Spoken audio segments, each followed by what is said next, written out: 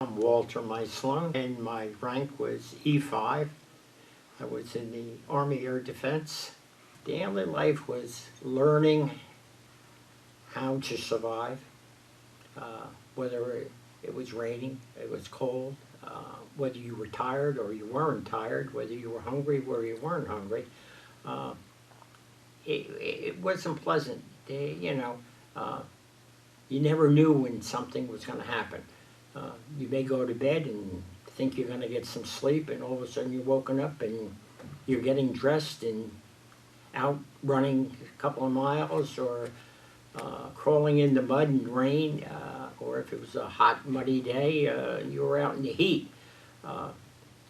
You think you were going to get a nice meal when you came back in the shower. Well, you got a big surprise and you didn't. You were eating out in the mud and the rain out of a tin can. So it was something that you didn't expect. A lot of people couldn't handle it. You found out, a lot of people crumbled under the pressure, just couldn't take it. It was hard to see that. You always wonder, wow, what made me survive over somebody else? They would look at you different than somebody else that was younger, or 18, 19-year-old. They looked like, wow, what you're doing here. Some looked up to you and said, okay, if he can do it, I can do it.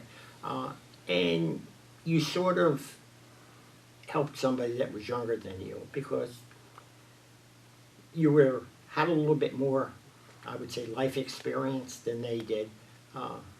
Maybe they weren't used to being alone or taking care of themselves at home. Everybody's lifestyle was so different. And you found that out talking to them, The way you lived at home as a young person was not the way a lot of these people lived.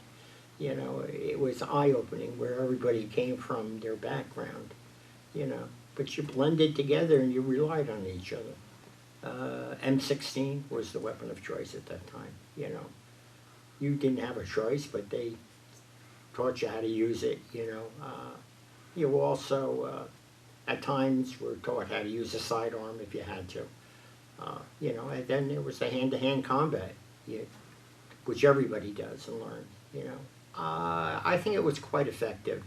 It taught you a lot, that what to use. Even though you had your M16, you could use that as a weapon if it didn't fire, So bayonets, different things. You made use of what was available.